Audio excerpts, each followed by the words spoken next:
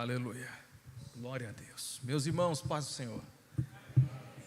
Amém. Nosso Deus que é santo está nesse lugar, e Ele merece ser adorado, exaltado para sempre. Queria convidar você a abrir a sua Bíblia, carta do apóstolo Paulo aos Colossenses. Nós vamos ler o capítulo 3.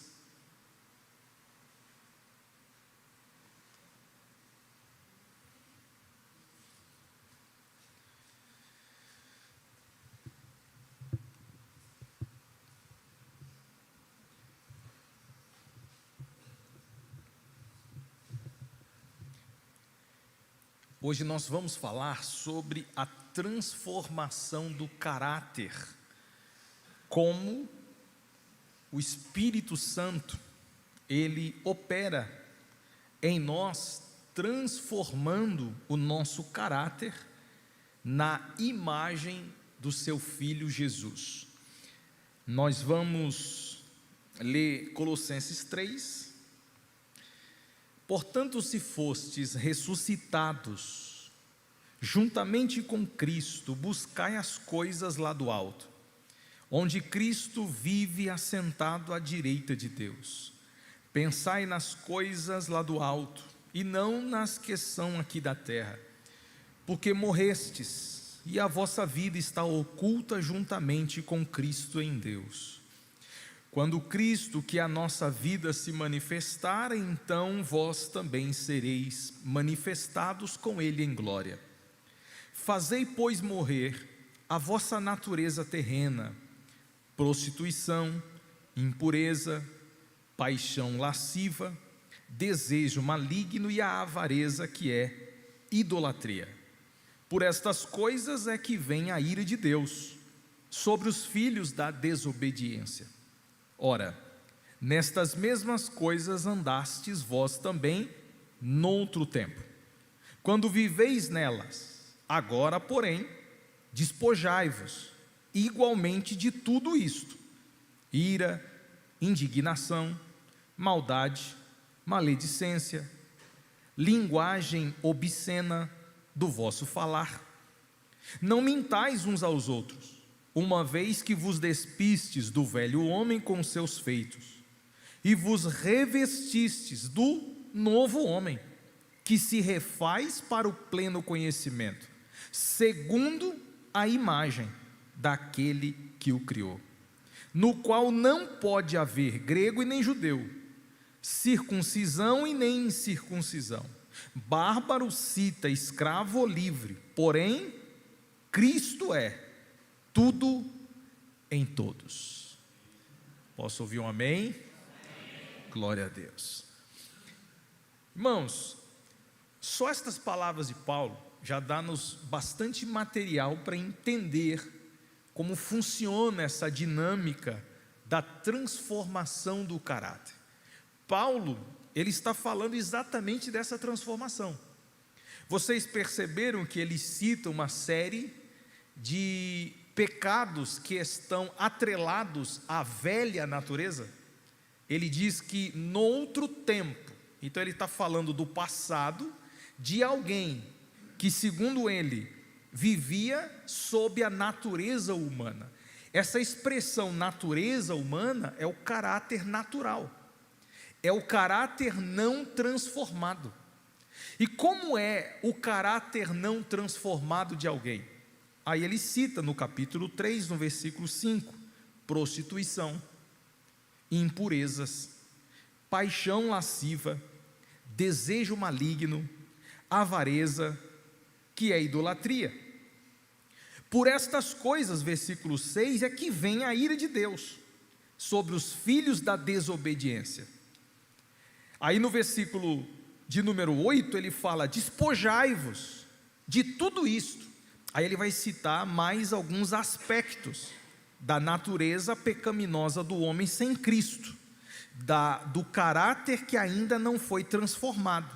Ele diz: ira, indignação, maldade, maledicência, linguagem obscena.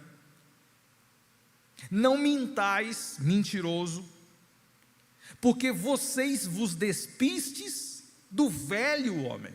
Então veja, ele fala que todos estes aspectos correspondem ao velho homem. Ele usa a expressão velho homem e natureza terrena. É a mesma coisa. O homem velho tem uma natureza terrena. O homem velho tem seu caráter terreno. E qual é a manifestação do caráter de um homem velho que ainda não foi transformado por Cristo? Aí ele cita os aspectos: impureza, paixão, ira, palavrões na boca. Então, quando você vê pessoas que têm esse comportamento aqui, é um indício que o caráter dele não foi transformado, ele não foi regenerado. Uma pessoa que adota um comportamento deste aqui, e eu só estou falando em tese, porque nós vamos para a Bíblia, a gente percebe muito mais aspectos, nós estamos falando bem de forma sucinta as palavras de Paulo. Ele fala que estas pessoas correspondem ao velho homem, correspondem à natureza velha, correspondem ao caráter não transformado. Então eu gostaria de chamar a atenção de vocês para esta transformação hoje. Como é que se dá essa transformação? Como é que alguém sai de mentiroso, prostituto? Como é que alguém sai de mentiroso? Como é que alguém sai de boca suja? Como é que alguém sai de idólatra, avarento, para alguém que manifesta o caráter de Cristo? É sobre isso que a gente quer falar hoje, essa transformação, que todo mundo sabe que quem vem para Jesus com fé é transformado, isso é fato, mas como se faz isso? Como se dá isso? Então nós vamos à luz da Bíblia mostrar para vocês essa transformação, tudo bem? Vocês estão comigo? Então aperta o cinto, que a gente vai decolar. Vamos lá. O caráter cristão é o conjunto de virtudes e atitudes moldadas pelo Espírito Santo, conforme os padrões de Deus, revelados na Escritura. Qual é o caráter de um cristão? A Escritura estabelece, a Escritura rege.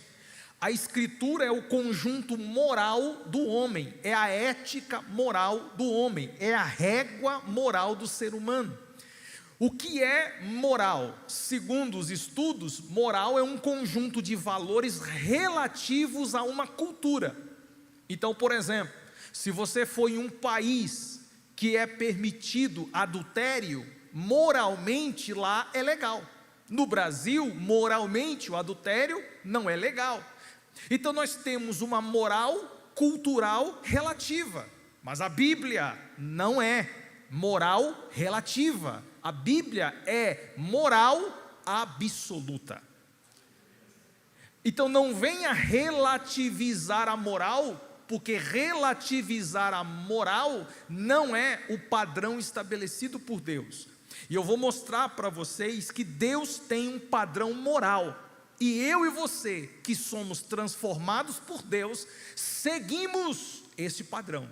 E se fugirmos desse padrão, nós estamos desenquadrados daquilo que Ele estabeleceu. Qual é a referência moral do crente?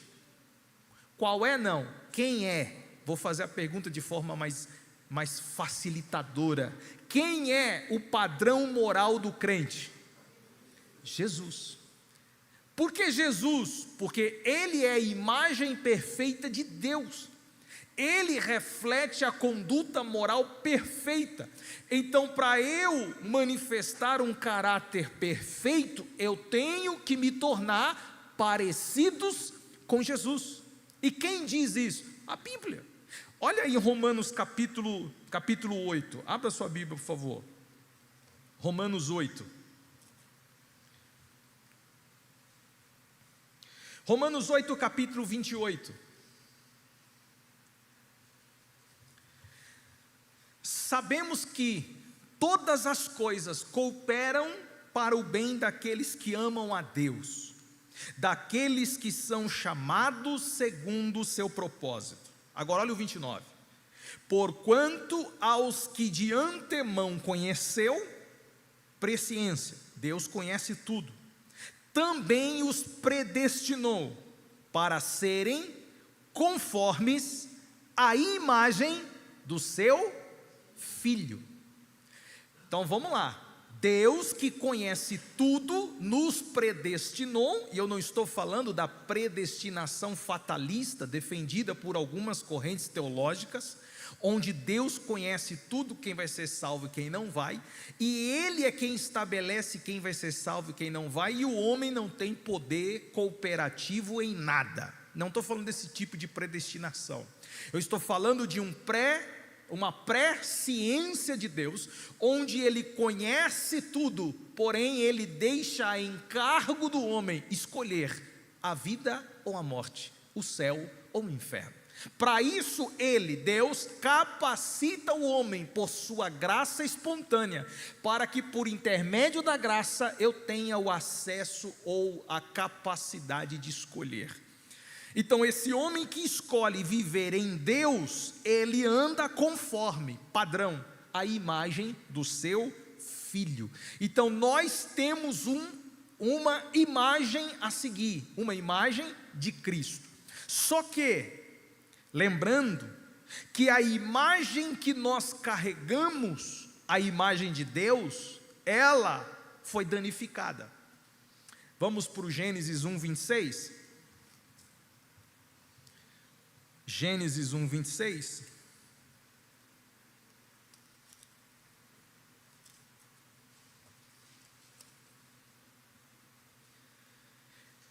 Também disse Deus: façamos o homem a nossa imagem, conforme a nossa semelhança. Tenha ele domínio sobre os peixes do mar, sobre as aves do céu, sobre os animais domésticos, sobre toda a terra e sobre todos os répteis que rastejam pela terra. Criou Deus, pois, o homem à sua imagem, a imagem de Deus o criou, homem e mulher os criou. Na criação do homem e na criação da mulher, lembrando que os dois foram criados juntos. Deus não criou um e depois criou o outro, Deus criou os dois juntos. O que Ele fez foi formar um e depois formou o outro. Criar é uma coisa, formar é outra coisa. Ele primeiro cria os dois de uma vez, e o tempo de formação foi diferente. Ele forma o homem, por quê? Primeiro o homem, para estabelecer autoridade, simples e puramente por isso. Ele estabelece a autoridade. Quando a autoridade está estabelecida, ele forma a mulher para auxiliar essa autoridade. Porque aonde há conflito de autoridade, há anarquia. Então, se dentro de uma casa, mãe e pai mandam de uma vez e não tem submissão a ninguém, vira anarquia. Os filhos não sabem quem obedece, vira bagunça. Agora, se a mulher entende seu papel e sabe que o marido é a autoridade e ela não tem problema nenhum em se submeter a essa autoridade, vai tudo bem o casamento e a casa e o lar. Então a autoridade foi estabelecida por Deus. Primeiro Deus estabelece o homem para estabelecer governo, domínio, e depois disso Ele forma a mulher. Porém os dois são criados segundo a imagem de Deus, segundo a semelhança de Deus. O que seria essa imagem? O que seria essa semelhança? São aspectos morais, relacionais, são aspectos do caráter de Deus. Justiça, o homem foi criado justo. Amor, o homem tem capacidade de amar e de se relacionar. Verdade, integridade, domínio próprio. O homem tem capacidades dos aspectos de Deus. O homem foi criado perfeito. Mas o que aconteceu com esta imagem? Esta imagem, ela foi distorcida. Pelo pecado. Então, quando Eva e Adão, os dois, comem do fruto que Deus disse para não comer, ali houve uma ruptura na imagem que Deus havia criado no homem. O caráter, entenda a imagem como caráter. O caráter do homem foi danificado, corrompido. Agora, esse homem que manifestava o caráter de Deus, agora começou a manifestar o caráter terreno caído do homem. Agora esse caráter corrompido começa a se manifestar. Prova essa que o primeiro filho de Adão, Caim, agora mata o seu irmão Abel. Isso já demonstrou o fruto do caráter caído do homem. O texto em Romanos capítulo 5, versículo 12. Romanos 5, 12. Por um só homem entrou o pecado no mundo, e pelo pecado entrou a morte. Por isso todos pecaram. Existe uma heresia que infelizmente alguns cristãos, ou por ignorância, ou porque gostam de acreditar em mentira, eles dizem que o homem nasce bom. O homem não é pecador, ele peca com o tempo. Isso é uma heresia. Pelágio ensinava essa heresia, e já foi combatida nos concílios há muitos anos, e tem gente ressuscitando essa heresia aí, e pregando essas coisas. Então você não nasce ruim, você nasce bonzinho, cheirosinho, bonitinho. Depois, quando você começa a ter discernimento das coisas, é aí que você começa a pecar. Não. A Bíblia é clara em dizer: por Adão o pecado entrou no mundo, e por isso todos pecaram. O texto diz: todos pecaram. Todo mundo foi encerrado no pecado. Agora esse homem no pecado encerrado, tanto que em Salmo 51 verso 5, Davi diz: eis que em iniquidade eu fui formado, e em pecado me concebeu a minha mãe. Observe, o pecado se dá na concepção, é lá dentro do útero da mãe que o pecado é concebido em nós. Então a gente já nasce pecador. Romanos capítulo 3, versículo 10 ao 12. Não há um justo, nenhum sequer. Todos se extraviaram, juntamente se fizeram inúteis. Presta atenção, gente, não tem nenhum justo, nenhum sequer. Todo mundo pecou, todos se extraviaram, juntamente se fizeram inúteis. Alguém pode dizer: pastor, mas não é justo, porque quem pecou foi Adão, e se foi Adão que pecou, quem tem que assumir o título de pecador é ele, eu? Não. Então vamos lá, se você pensar, por um acaso, se você pensar que não é justo um pecar e todos herdarem o pecado, também não é justo um fazer a retidão e a justiça e você herdar a retidão e a justiça. Conseguiu entender isso? Se em Adão você também é pecador, em Cristo você é justo. Então você nunca seria justo sem Jesus. Então deixa eu te dar um conselho: aceite a ideia de ser pecador, porque aceitando a ideia que você é pecador, você também vai receber a justificação do Filho de Deus. Então eu assumo que eu sou pecador. Por que eu assumo que eu sou pecador? Porque em Jesus eu sou perdoado, justificado e santificado. Agora, quem não assume sua condição de pecador, aí tenta ser justo por conta própria. E vai conseguir? Nunca. Porque não há um justo sequer. Nenhum justo. Então a imagem do homem foi distorcida. Todos nascem com uma natureza pecaminosa inclinada ao pecado. Todos pecaram, foram destituídos de Deus, não há nenhum justo, e essas pessoas tendem a viver uma vida obscurecida. Olha o que diz Efésios capítulo 4, versículo 17 ao 19. Efésios 4, 17 ao 19. Os gentios andam na vaidade dos seus próprios pensamentos, obscurecidos de entendimento, alheios à vida de Deus, pela dureza do seu coração. O que o pecado fez com o caráter? O pecado distorceu o caráter, o pecado endureceu o coração e o pecado obscureceu a mente.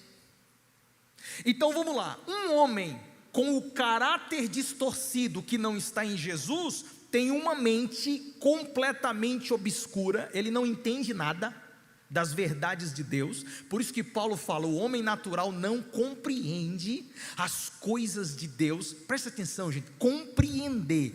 Quando é que o homem é liberto? Quando é que o homem é liberto? Conhecereis a verdade, conhecimento. Quando eu conheço a verdade, como é que a minha mente ela está? Obscura. E quando eu conheço a verdade, o que acontece com a minha mente? Haja luz. A luz, a obscuridade da mente, ela sai. Naquele momento a luz acende, e é naquele momento que você é liberto. Porque o coração de pedra, Deus quebra e dá um coração de carne. E esse coração tem capacidade de amar a Deus e viver para a glória de Deus. Por quê? Porque o Espírito Santo, ele passa a habitar nesse coração de carne. Então o Espírito vai capacitando a gente a amar o Senhor, a meditar na sua palavra e viver para a glória dele. Eu já estou dando alguns spoilers de como é feita a transformação. Então deixa eu mostrando. O pecado distorce o caráter, obscurece a mente, endurece o coração. E agora esse homem, como é o comportamento dele? Como é o comportamento de um homem que não pensa direito, não sente direito e está tudo distorcido? Como é que vocês acham que é o comportamento dessa pessoa? É o que Paulo fala: ira, palavrão, confusão, dissolução, paixão, lascívia, é sexo, só pensa pornografia. Esse é o comportamento. Então o que você vai esperar de um homem que não tem o seu caráter transformado? Você vai esperar alguma coisa boa dele? Não dá, irmãos. Não tem como, não sai nada de bom dele. Ainda que ele queira, não sai. Por quê? Porque a condição dele é mente obscura, coração duro e caráter distorcido. Olha só o texto, pode avançar, por favor. Olha só, áreas do caráter que são afetadas. Quais são as áreas do nosso caráter que foram afetadas? Resumo, todas. A área da razão. O homem racional, essa razão do homem, o homem justifica o erro e relativiza o certo do errado. Tudo é relativo. Aí você conversa com um homem que tem seu caráter distorcido, que ainda não foi justificado e regenerado, tudo ele relativiza, tudo depende. Não tem certo, não tem errado, ele não raciocina direito. Você fica assim, meu Deus do céu, como é que ele... É isso, tudo ele relativiza. Não tem certo e não tem errado. Como é que é a vontade desse homem? Esse homem não tem uma vontade inclinada para as coisas de Deus, pelo contrário, para as coisas da carne. Tudo que ele pensa é para o seu bel prazer. Toda a sua vontade está inclinada para as coisas do mundo. Aí Paulo disse, não pense nas coisas do mundo, pensa nas coisas do céu. Mas o homem só é capaz de pensar nas coisas do céu se ele foi transformado e regenerado. Então esse homem tem uma vontade inclinada para as coisas da carne. Como é, ou como são, as emoções de um homem com caráter distorcido, totalmente desordenadas. As emoções desse homem destilam ódio, inveja, ansiedade, luxúria. Esse homem com suas emoções, ele não consegue amabilidade. Lembra do fruto do Espírito? Não consegue amar sem querer nada em troca. A vontade, a emoção desse homem é completamente distorcida, como é a consciência de um homem cujo caráter ainda não foi transformado, cauterizado, mente endurecida, relativiza o mal. Ele é marcado por egoísmo, manipulação e orgulho. Esse é o retrato do teu parente que não conhece Jesus, e que você quer brigar com ele no físico. Esse é o retrato do seu parente que não conhece Jesus, e você quer tirar satisfação com ele. Você não entendeu ainda que ele não é transformado? Você não entendeu ainda que daquela fonte não jorra água boa? Você não entendeu ainda que aquele caráter nunca vai sair nada bom para você? Então o que você tem que fazer? Não entre em conflito, ore para Deus transformar o caráter dele. Só uma forma de você vencer o seu parente é ele aceitando Cristo como seu único e suficiente Salvador. Seus amigos que não são cristãos, você vai contender com eles? Crente brigando com o ímpio, crente contendendo com o ímpio? Pelo amor de Deus, irmãos. Será que você não entendeu quem eles são e quem você é em Cristo? Não entre em contendas, não entre em conflitos com ninguém. Você tem um caráter transformado. Hoje o que destila da sua vida não é ira, não é contenda. Hoje o que destila da sua vida é benignidade, amor, temperança. O crente tem um caráter transformado, mas o não crente, infelizmente, ele ainda está mente obscurecida, coração duro e caráter distorcido. Agora deixa eu te dar uma informação bem rápida e pontual. Eu nem coloquei no slide aqui, mas deixa eu falar para vocês. Como é que esse caráter natural se manifesta no mundo? Eu vou citar 3 pontos para você aqui. Primeiro, no individual.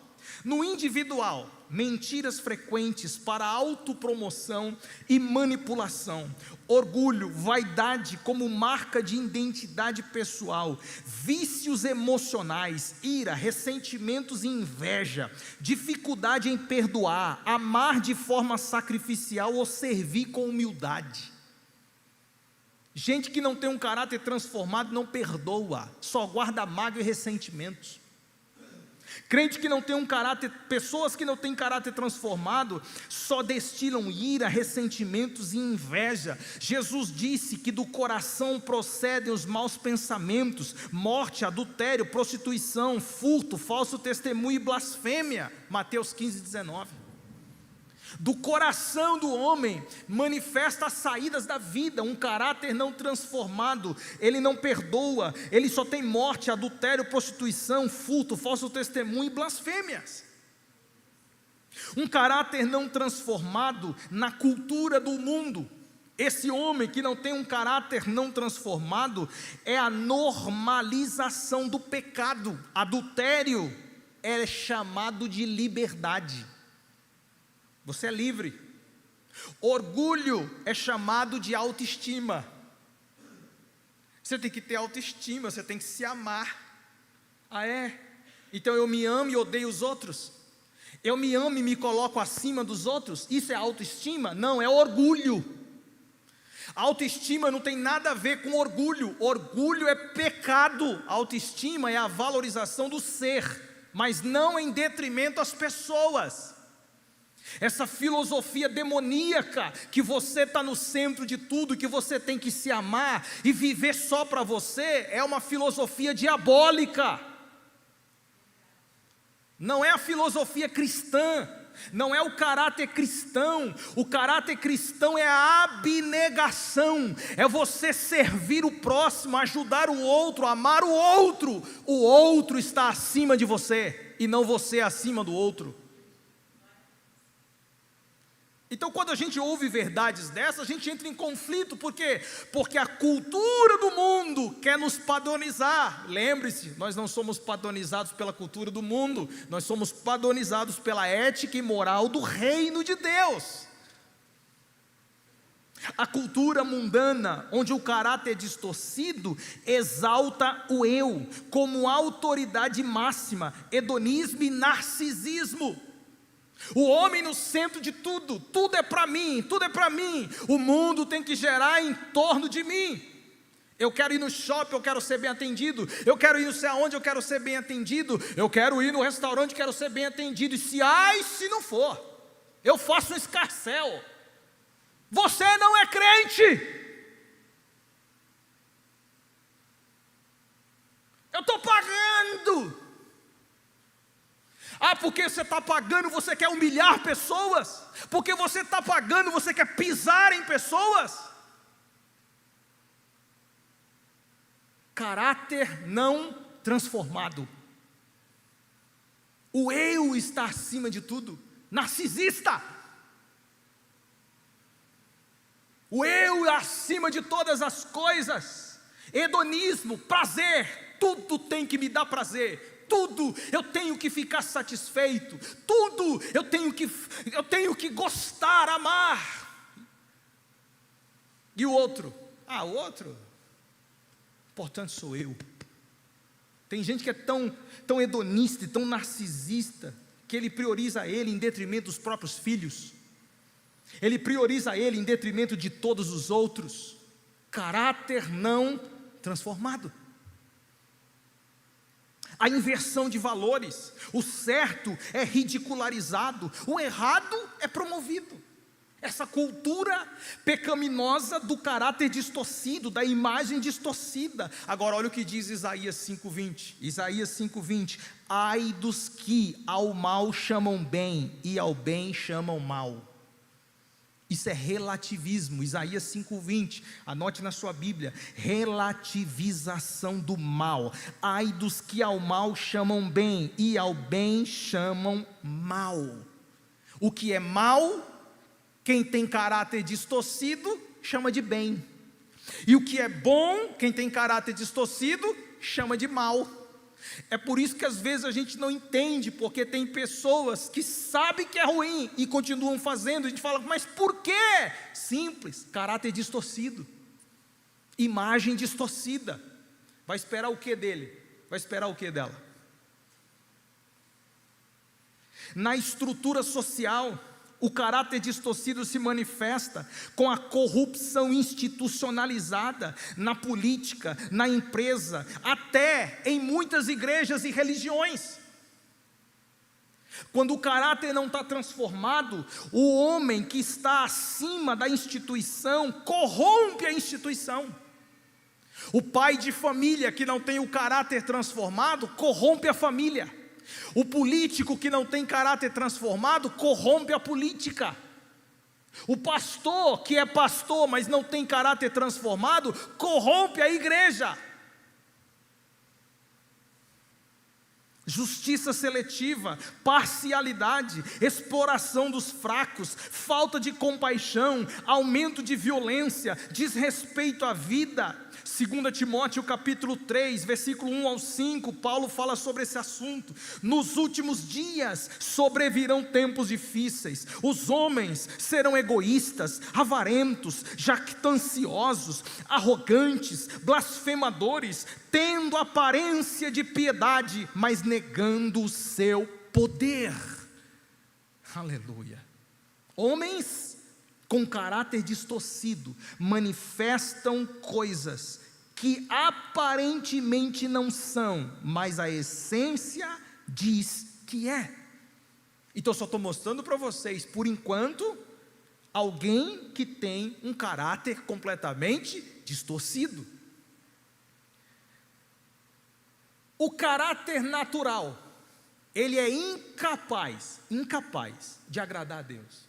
O homem, com essas características que eu estou citando aqui para vocês, é incapaz, eu vou até além, é impossível de agradar a Deus. Olha só o que diz Isaías capítulo 6, versículo 4, não, capítulo 64, né? E versículo 6: todas as nossas justiças são como trapo de imundícia. Todas as nossas justiças são perante Deus, são como trapos de imundícia. Sabe aqueles trapos que enrolava nos leprosos? É isso que ele está falando. Aquilo ali não servia para nada, gente. O leproso tirava aquelas faixas, tinha que enterrar aquilo. Aquilo é imundície pura. O texto está dizendo isso. Ah, eu fiz uma justiça. É trapo de imundícia. Eu sou justo sem Jesus? Trapo de imundícia. Eu sou caridoso. Trapo de imundícia. Ah, eu faço assistência social sem Jesus? Trapo de imundícia. Só existe uma justiça em nós que não é trapo de imundícia: a justiça de Cristo.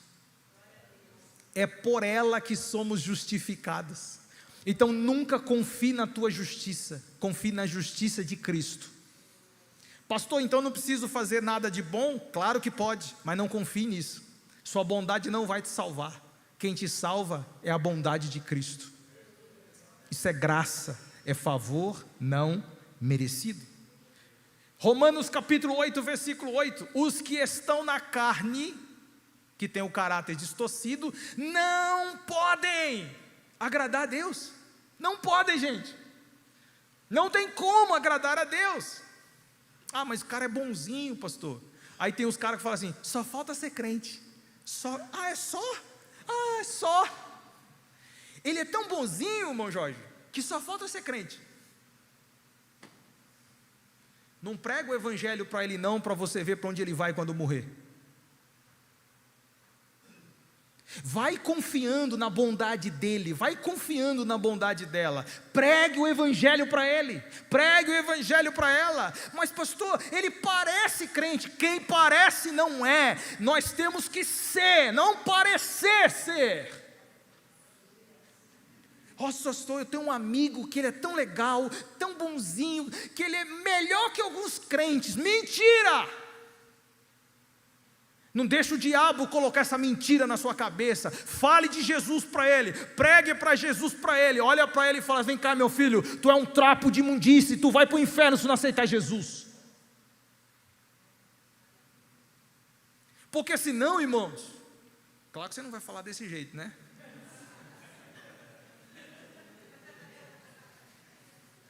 É que eu estou na tese da Bíblia aqui, gente.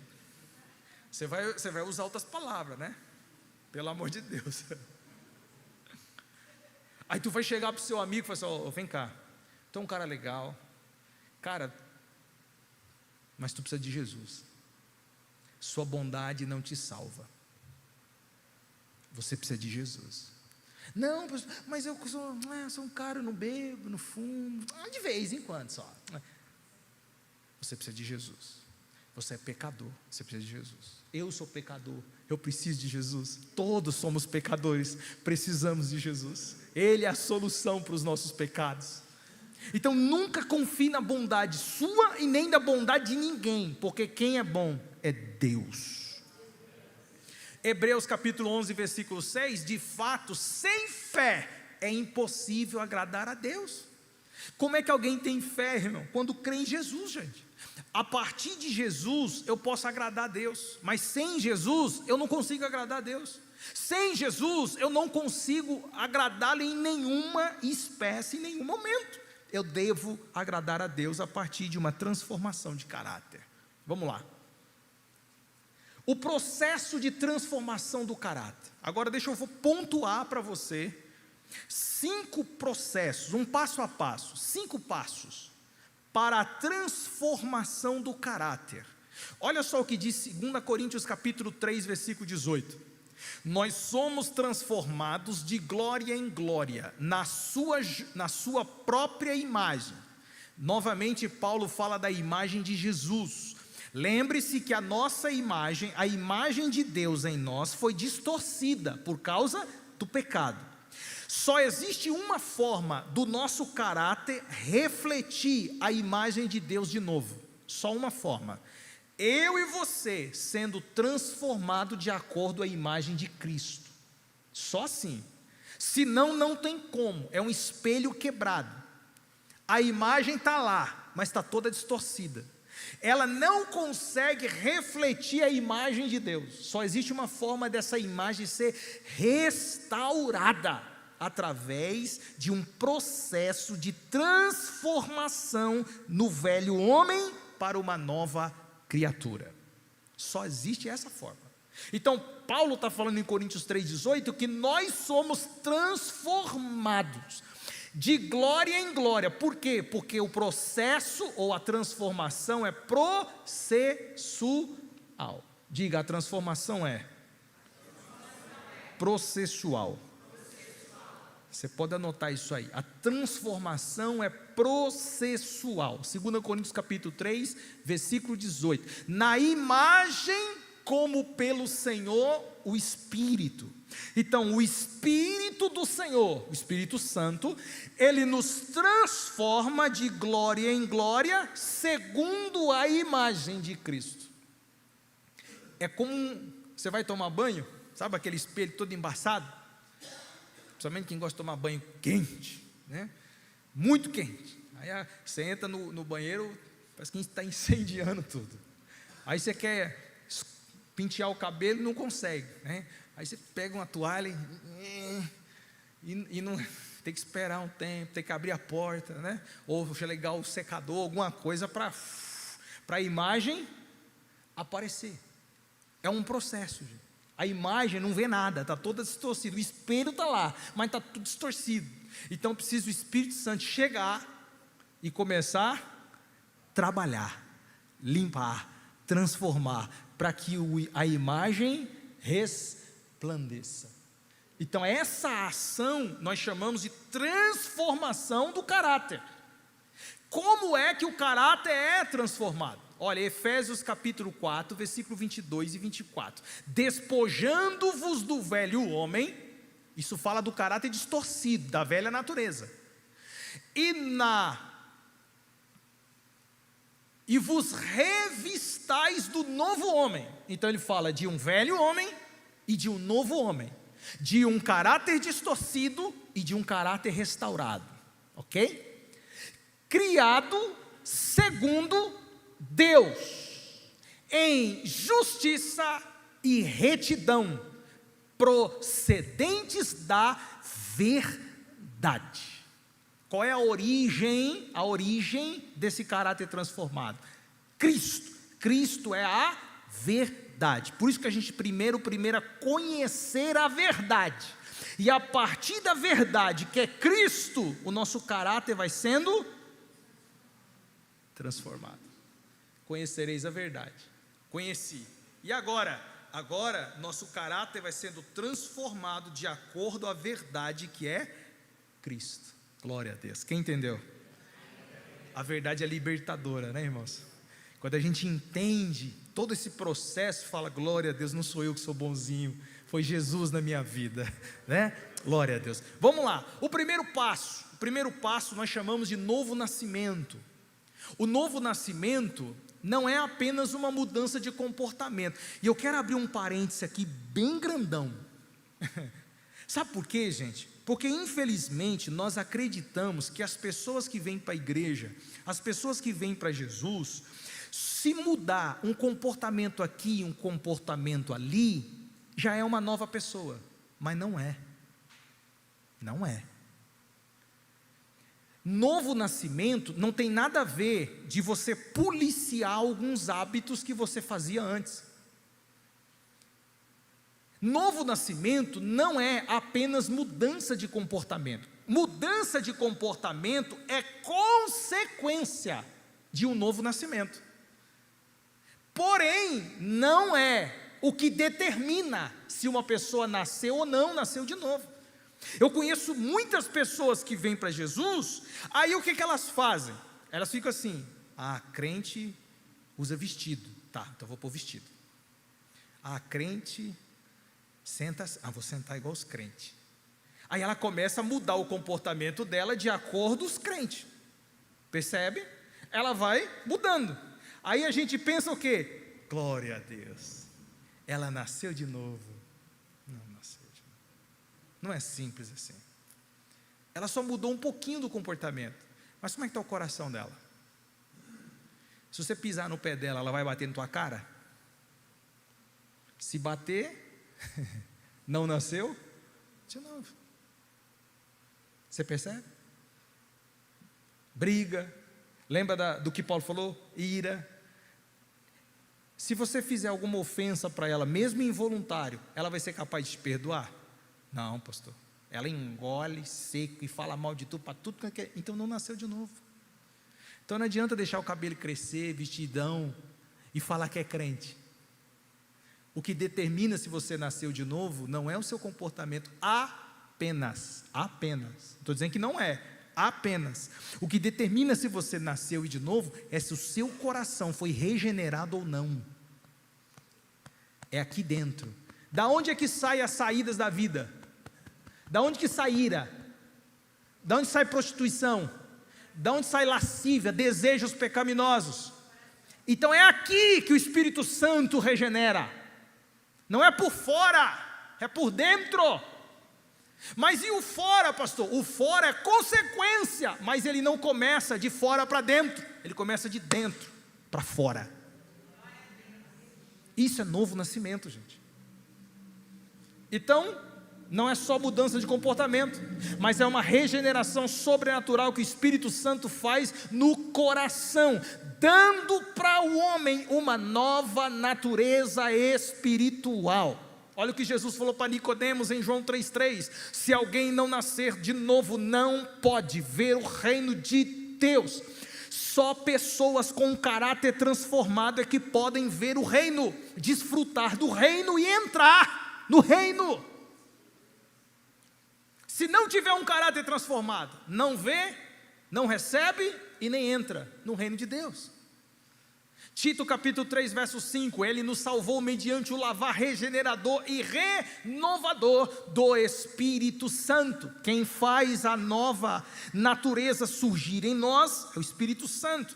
Então o que é nascer de novo? É ter o coração circuncidado, é ter o coração transformado. Não é mais o coração obscurecido ou duro, agora é um coração de carne, capaz de amar, perdoar, sentir e viver a graça de Deus. Isso é novo nascimento. Então como é que eu sei que um crente nasceu de novo, pastor? É só manifestando o que está dentro do coração. É só assim, não dá. Não adianta você querer medir a aparência dele, não adianta você olhar por fora, você não vai enxergar. É por dentro, é lá que está o nascimento novo. Esse é o primeiro passo. Como é o segundo passo de uma transformação de caráter? Renovação de mente. Vocês estão pegando? O caráter distorcido, o que ele faz com o coração? Endurece. Então o que Jesus faz com o coração duro? Quebra. Está pegando, né? O processo? O pecado endureceu o coração. Então o que Jesus faz? Quebra o coração duro e dá um coração de carne. Esse é o primeiro passo. O segundo, o que o pecado fez com a mente, segundo o apóstolo Paulo? Obscureceu o entendimento, ele ficou obscurecido. Ele é capaz de raciocinar, ele é capaz de sentir, ele é capaz de decidir, ele é capaz de ter vontade que agrada a Deus. A mente está corrompida. Então o que Jesus faz com a mente? Restaura, renova. Aleluia. Olha o que diz Romanos capítulo 12, versículo 2: transformai-vos pela renovação da vossa mente. Efésios capítulo 4, versículo 23: vos renoveis no espírito da vossa mente. Então o que é uma renovação de mente? Pensamentos antigos, crenças erradas, valores mundanos precisam ser substituídos pela verdade de Deus. Essa renovação ocorre através da palavra que reprograma nosso modo de pensar. Aleluia, glória a Deus. Um homem com caráter distorcido, ele não raciocina, ele não pensa na verdade, ele só pensa em levar vantagem, ele só pensa em mentira. Mas aí vem o Espírito Santo, muda o coração e muda a mente. Agora, com a mente transformada, ele é capaz de pensar no outro, ele é capaz de pensar no próximo, ele é capaz de pensar em Deus, ele é capaz de pensar na palavra. A palavra vai transformando sua mente, renovando ela, limpando ela e fazendo essa mente glorificar o nome do Senhor. Isso é fruto de um caráter transformado. Terceiro passo. Está anotando? Primeiro, regeneração, mudança de coração, mudança no espírito. Segundo, renovação de mente. Terceiro, santificação. O que é a santificação? Santificação é um processo pelo qual o caráter de Cristo é formado dentro de nós, dia após dia. Santificação, ela é progressiva, processual, e exige, abre parênteses, cooperação humana, fecha parênteses. Porque tem gente que acha que não precisa cooperar com nada. Nessa transformação, Deus faz tudo sozinho. Até aqui, fez. A partir daqui, você precisa ajudar. Pegou isso? Isso é muito importante. Na regeneração, eu faço alguma coisa? Não. É Ele que faz. Na renovação da mente, a gente faz alguma coisa? Não. É Ele que faz. E na santificação? Sim. Aí a gente coopera. A santificação não depende exclusivamente de mim, depende de Deus. Porém, eu coopero. Vocês perceberam nas palavras do apóstolo Paulo, como é que ele fala acerca das coisas que ele julga ser incomum? Ele fala, despojai-vos. Ele está falando para quem? Para mim. Despojar é abandonar. Ele fala assim, não minta. Então peraí, ele está falando para quem? Para mim. O Espírito Santo está me santificando todo dia, já renovou minha mente e renovou meu coração. Então o que é que eu tenho que fazer? Falar a verdade. Mas e se eu posso escolher mentir? Pode. Então coopera, gente. Coopera, crente. Coopera. O Espírito Santo está trabalhando na tua vida, santificando você, aí tu vem e dá uma de mentiroso. Aí tu começa a manifestar ira, aí o irmãozinho fala alguma coisa de você, você não consegue perdoar, é você que precisa cooperar. Nós cooperamos. Ele fala despojai-vos, ele fala fazei morrer. São referências que apontam para nós e não para o Espírito Santo. Ele nos capacita, sim, mas somos nós que devemos cooperar. Deixa eu abrir outro parênteses. Não somos nós que fazemos tudo sozinho, porque isso aí é errado. Eu não faço nada sozinho, tudo eu dependo de Deus, tudo. Eu só vou falar a verdade se o Espírito Santo me capacitar para continuar falando, mas eu posso cooperar com Ele, e Ele coopera comigo. Ah pastor, mas aí vai tirar a soberania de Deus? Quem disse? Deus soberano decidiu que isso fosse assim, ora. Foi Ele que determinou, não fomos nós. Ele escolheu, eu posso tudo, mas não farei tudo. Simples assim. Aí os caras da outra teologia lá, eles falam que se eu faço alguma coisa, Deus não é soberano. Aí eu tiro a soberania de Deus. Poxa, mas que pensamento medíocre. Só porque eu posso cooperar com algo não significa que aquele que pode todas as coisas, não, ele deixou de ser Deus por causa disso. O nome disso é autonomia. Você pode tudo como pai, você pode tudo como mãe, mas o que você faz com seu filho? Dá autonomia para ele fazer. Você deixou de ser pai porque ele fez alguma coisa? Você deixou de ser mãe porque ela fez alguma coisa? Não, você continua no trono, ou seja, você continua reinando dentro de casa, mas ele tem autonomia de fazer. Deus é soberano e está no trono e continua sendo Deus, mas só porque ele me deu autonomia de cooperar não significa que ele deixou de ser Deus. Então Deus continua sendo Deus, e Ele, através do processo da santificação, Ele vai expurgando o pecado em nós.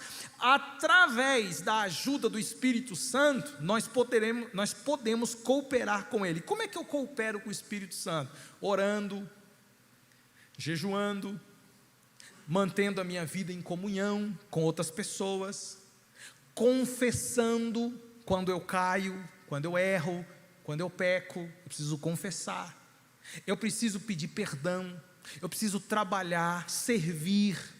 Tudo isso eu coopero com o processo de santificação na minha vida. Agora, como é que eu vou cooperar com o Espírito Santo se eu não oro, se eu não jejum, se eu não fico na comunhão com os santos, se eu caio e não confesso, se eu não perdoo? Ou seja, eu vou sempre retroceder no processo de santificação. E o texto fala: sem santificação ninguém verá a Deus. 1 Tessalonicenses capítulo 5, 23, o mesmo Deus de paz vos santifique em tudo. E eu destaco, em tudo. O vosso espírito, a vossa alma e o vosso corpo, veja, de dentro para fora, espírito, alma e corpo, sejam conservados íntegros, isso é caráter, integridade, é caráter, e irrepreensíveis na vinda de nosso Senhor Jesus Cristo. Quando é que o processo de santificação termina? Quando Ele voltar. Aí acabou a obra. Então deixa eu te falar uma coisa, todos nós aqui estamos em obra, irmão. Deus está trabalhando em nós até hoje, e essa obra nunca termina, até a vinda de nosso Senhor Jesus Cristo. Por quê, pastor? Porque na vinda, nós seremos glorificados. Aí esse corpo abatido vai herdar um corpo incorruptível. Aí não vai ter mais necessidade de transformação. Por quê? Porque nosso corpo será transformado de uma vez para sempre. Aleluia. Glória a Deus. 4, e o penúltimo, o fruto do Espírito é a expressão do novo caráter em ação. Como é que eu sei que um crente tem seu caráter transformado? Quando ele manifesta o fruto do Espírito. O fruto do Espírito é a manifestação do caráter de Cristo em nós. São virtudes que demonstram maturidade cristã e que refletem o aspecto do caráter de Cristo. Gálatas capítulo 5, versículo 22, versículo 23, mas o fruto do Espírito é amor. Um homem com caráter distorcido não é capaz de amar, mas um homem com caráter cristão é. Alegria, paz, paciência, benignidade, bondade, fidelidade, mansidão e domínio próprio. Esse é o fruto do caráter, é a evidência do caráter. A Bíblia fala que a gente conhece uma árvore pelo fruto. Então o fruto revela quem é a árvore. Quer conhecer um crente? Quer conhecer o crente? Olhe para o fruto. É o fruto que diz quem é a árvore. É o fruto que diz quem é a árvore. Se o caráter foi transformado, ele manifesta o fruto. Mas se esse fruto não é manifestado, então a árvore ainda não foi transformada. O caráter ainda não foi transformado. Então é necessário a gente aprofundar esses processos de transformação e pedir para o Espírito Santo, e cooperando com Ele, para que esse fruto cada vez mais seja evidente em nossa vida. Aleluia. Último lugar. Tem uma coisa que transforma nosso caráter. Eu não sei se você vai gostar, mas eu preciso falar. Prova, luta, sofrimento. Você sabia que nosso caráter e a nossa maturidade cristã, ela é trabalhada, ela é transformada dentro das provações da vida? Olha só o que diz Romanos capítulo 5, versículo 3, versículo 4. Porque sabemos que a tribulação produz perseverança. A perseverança, um caráter aprovado. Meu Deus do céu. Essa é a versão Nova Almeida atualizada. Talvez na sua versão que é corrigida, você vai encontrar o termo paciência. Mas o termo paciência, ele foi traduzido como caráter aprovado.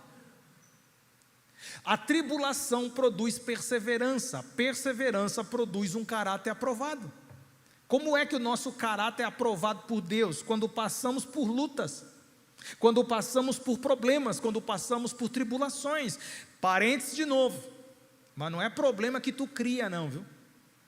Porque tem uns caras aí que começam a criar problema achando que está sendo provado por Deus. Não estou falando disso não, hein?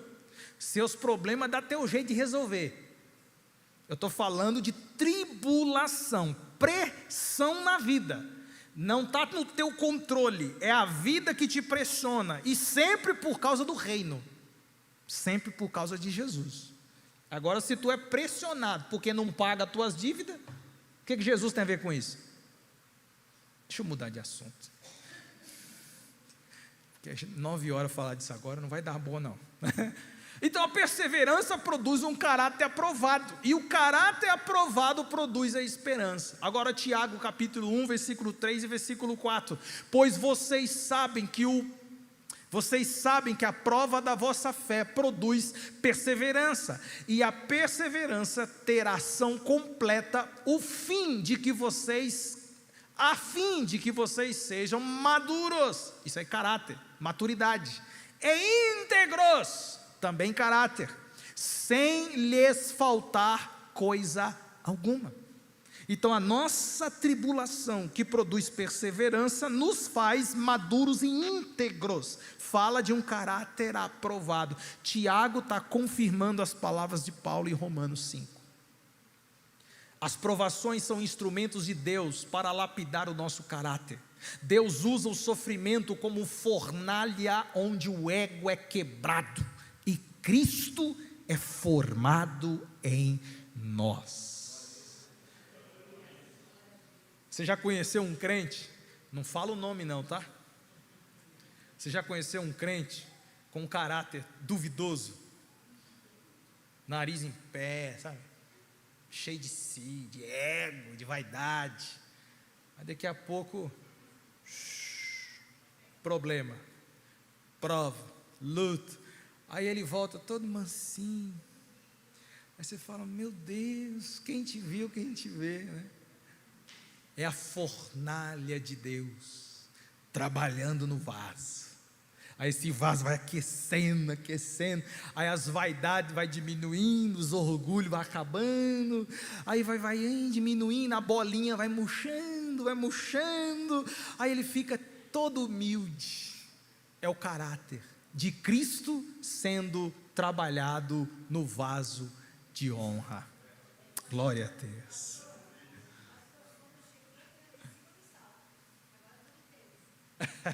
É o que? Não entendi. Sim, na humildade, né? Na humildade. Conclusão, irmãos. A transformação do caráter cristão é um processo contínuo, conduzido pelo Espírito, sustentado pela graça e orientado pela palavra. Então o que é a transformação do caráter? Um processo contínuo, que o Espírito Santo está na direção, conduzindo todas as coisas, sustentado pela graça, porque sem a graça a gente nunca vai ser transformado, e a orientação, a bússola é a palavra. Como é que eu sei que eu estou no caminho certo? A palavra. É ela que me dita se eu estou no caminho certo. Como é que eu sei que eu não estou perfeito ainda, eu sei disso, mas como eu sei que eu estou no caminho? Quando eu olho para a palavra, é ela que me direciona e me mostra se eu estou ou não certo da cor da palavra. Segundo, não se trata de autoajuda, mas de santificação.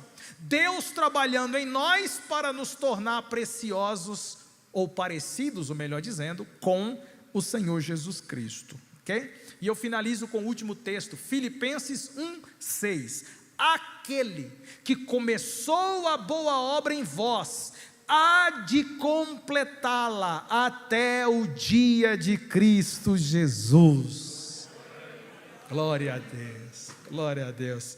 Agora para acabar, fala para mim umas 2 pessoas próximas de você e fala assim, ó, tenha paciência comigo, eu estou em obras. Tenha paciência, pastor? Tenha paciência. A gente tem obra. Eu sei que a gente espera uma perfeição, mas a gente tem obra, irmão, tá bom?